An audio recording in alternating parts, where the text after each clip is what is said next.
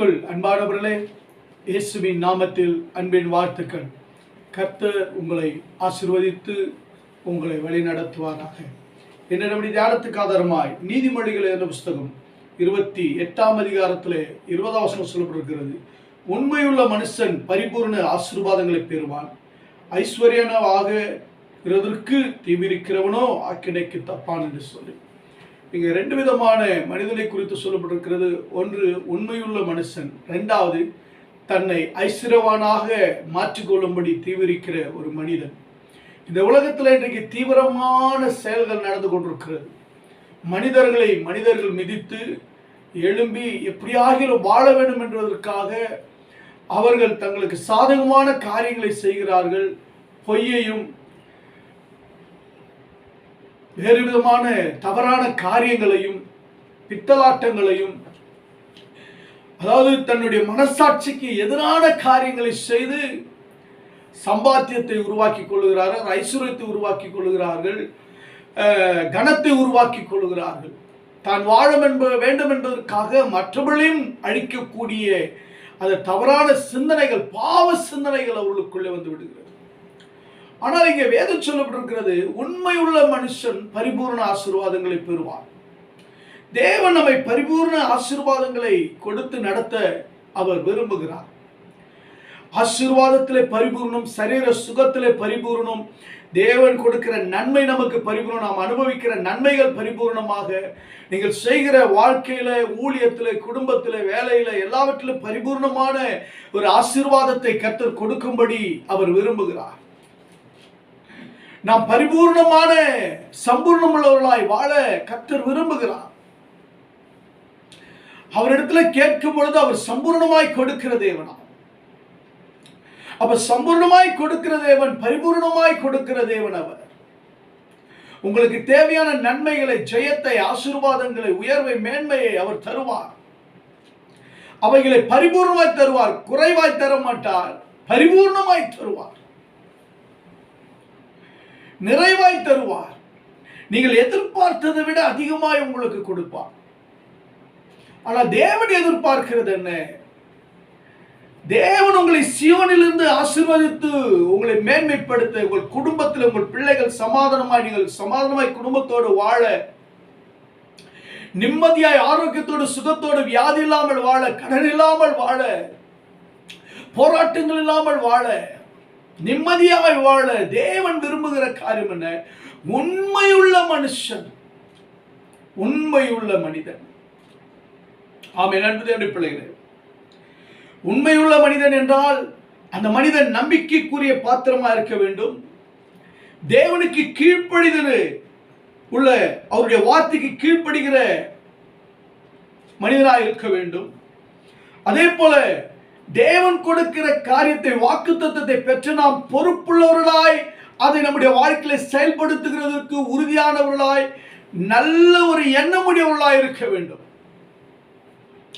அதே போல உண்மையுள்ள மனுஷன் மற்றவர்களை கெடுக்கக்கூடாது, மற்றவர்களை ஏமாற்றக்கூடாது, மற்றவர்களுக்கு தீமை செய்யக்கூடாது, மற்றவர்களுக்கு எதிராக இருக்க செயல்படக்கூடாது. அதை தேவன் எதிர்பார்க்கிறார். அப்படி என்றால் நேர்மையானவர்களாய்,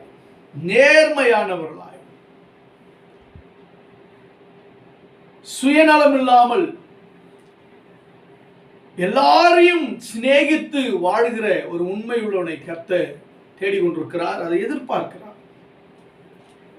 நாம் என்னென்று பிள்ளைகளே, அதனால்தான் ஆண்டவர் நெகேமியா என்ற புஸ்தகம் 9ஆம் அதிகாரம் 7-8 வசனங்களை வாசிக்கும் பொழுது இங்கே ஒரு மனிதனுடைய அழைப்பையும் தெரிந்து கொள்வதையும் அவர் பெற்ற ஆசீர்வாதத்தை குறித்து எழுதப்பட்டிருக்கிறது.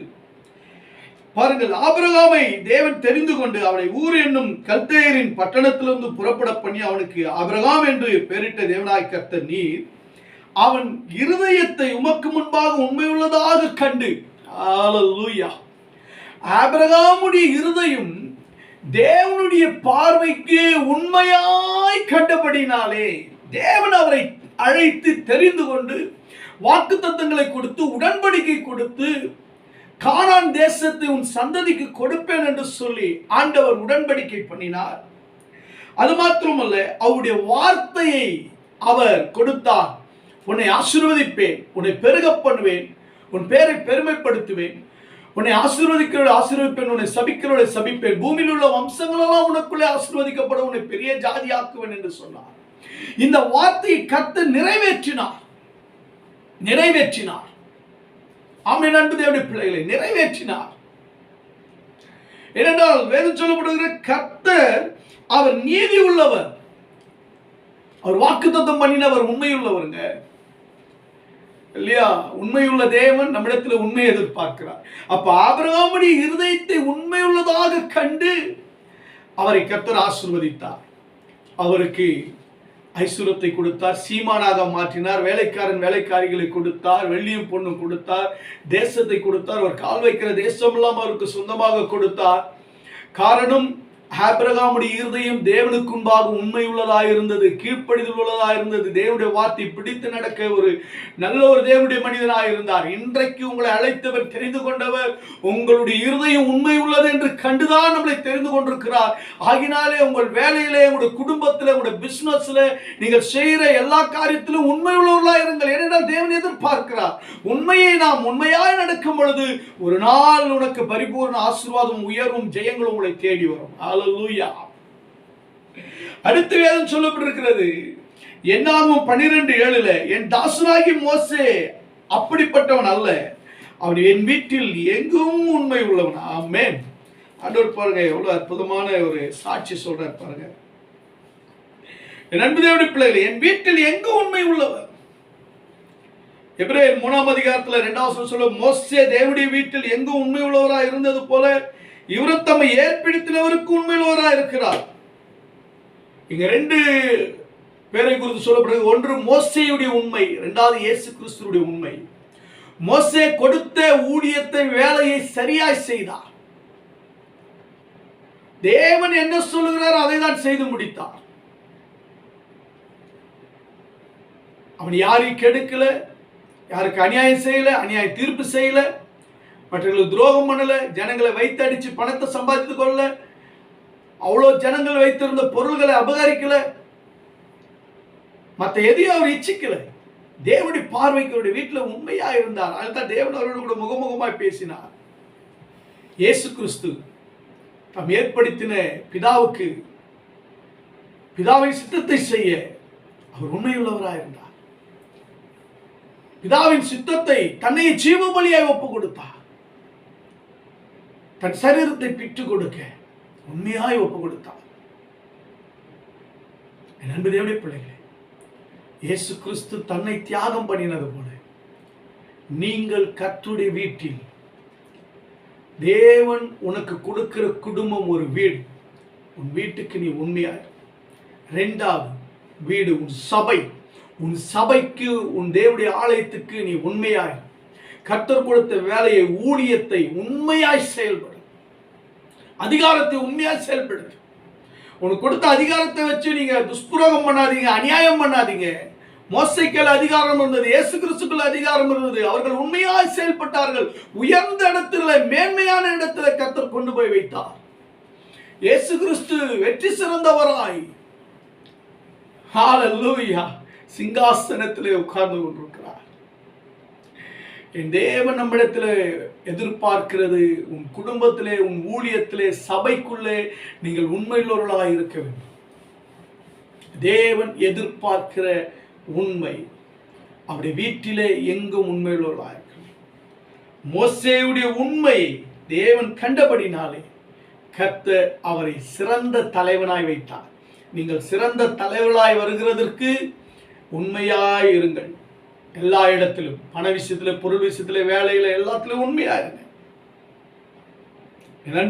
3வது சிறையிருப்பிலே அடிமையாக்கப்பட்ட தானியேல், வேதம் சொல்லப்படுகிறது, அப்பொழுது பிரதானிகளும் தேசாதிபதிகளும் ராஜ்யத்தின் விசாரிப்பிலே தானியேலை குற்றப்படுத்தும்படி முகாந்திரம் தேடினார். ஆனாலும் ஒரு முகாந்திரத்தையும் ஒரு குற்றத்தை கண்டுபிடிக்க அவர்களால் கூடாதிருந்தது. அவன் உண்மையுள்ளவனாய் இருந்தபடியால் அவன் மேல் சுமத்த யாதொரு குற்றமும் குறையும் காணப்படவில்லை. எந்த சூழ்நிலை இருந்தாலும் சரி, நீங்க கஷ்டத்துல இருந்தாலும், சிறையிருப்புல இருந்தாலும், இல்ல உங்கள் உண்மைக்கு தக்கதான எதிர்மாறான காரியங்கள் நடந்தாலும், நீங்கள் உண்மையா இருக்கிறீங்கன்னு சொல்லி உங்களுக்கு எதிராக எந்த சூழ்ச்சிகள் நடந்தாலும் சரி, நீங்க உண்மையா இருங்க. தானியேல் எல்லாத்திலையும் உண்மையா இருந்தார். சாப்பிடுற ஆகாரத்தில் தீட்டுப்படுத்தக்கூடாது, உண்மையா இருந்தார். ஜெபிக்கிறதுல உண்மையா இருந்தார். தேவனை இடைவிடாமல் ஆராதிக்கிறதுல உண்மையா இருந்தார். தனிவர் ராஜா சொல்றாரு, நீ இடைவிடாமல் ஆராதிக்கிற தேவன் உன்னை தப்பிக்க வல்லவர். தானியேலின் தேவனே தேவன் என்று சொல்லுகிறார். காரணம் உண்மை. தானியேல் சொல்லுகிறார், ஆம் ராஜாவே, உமக்கு முன்பாக தேவனுக்கு முன்பாக நான் நீதிகேடு செய்ததில்லை, குற்றம் செய்ததில்லை. ஆமென். தானியேலின் காரியம் ஜெயமா இருந்தது. என் அன்பு தேவனுடைய பிள்ளைகளை, உங்கள் வாழ்க்கையில உங்களுடைய கர்த்தர் உங்களுக்கு கொடுத்த எல்லாவற்றிலும் நீங்கள் ஜெயம் பெற வேண்டுமா? பரிபூர்ண ஆசீர்வாதத்தின் மகிமையை பெற்றுக்கொள்ள வேண்டுமா? தானியேலை போல உங்களை பரிசுத்தத்திலே ஜெபத்திலே நீங்கள் கர்த்தருக்காக உங்களை அர்ப்பணிங்கள். ஒருவரும் உங்களை குற்றம் சாட்டாதபடிக்கு உங்களை காத்துக்கொள்ளுங்கள். பரிபூர்ண ஜெயம் உங்கள் வீட்டுக்கு வரும், உங்களுக்கு வரும். அவன் நம்புதேன் பிள்ளைகளே, கர்த்தர் உண்மை எதிர்பார்க்கிறார். ஆகினால உங்களை ஒப்பு கொடுங்க, உண்மை உள்ளவர்களா இருங்க. கர்த்தர் பரிபூர்ண ஆசீர்வாதங்களை கொடுப்பார். ஆபிரகாமுடைய ஆசீர்வாதம், ஈசாக்கின் ஆசீர்வாதம், யாக்கோப்பின் ஆசீர்வாதம் உங்கள் மீது, உங்கள் குடும்பத்தின் மீது வரும். கல்வாரி சிலுவையின் வெற்றி, தானியேலின் வெற்றி, மோசேயின் தலைமைத்துவத்தின் உயர்வு உங்கள் வாழ்க்கையில வரும். நீங்கள் உயர்ந்த ஸ்தானத்தில் இருப்பீர்கள். கர்த்தர் உங்களை ஆசீர்வதிப்பார். பரலோக பிதாவே, என்மின் தகப்பனே, வானத்துக்கு பூமிக்கு தேவனாய் கர்த்தாவே, கேட்கிற ஒவ்வொருடைய வாழ்க்கையிலும் பரிபூர்ணம் உள்ள, உண்மை உள்ள ஆண்டவரை மனிதர்களாக பரிபூர்ண ஆசீர்வாதத்தை அனுபவிக்கிறவர்களாக கர்த்தரை மாற்றுவீராக. இயேசுவின் நாமத்தில் பிதாவே, ஆமென், ஆமென். God bless you. God bless you.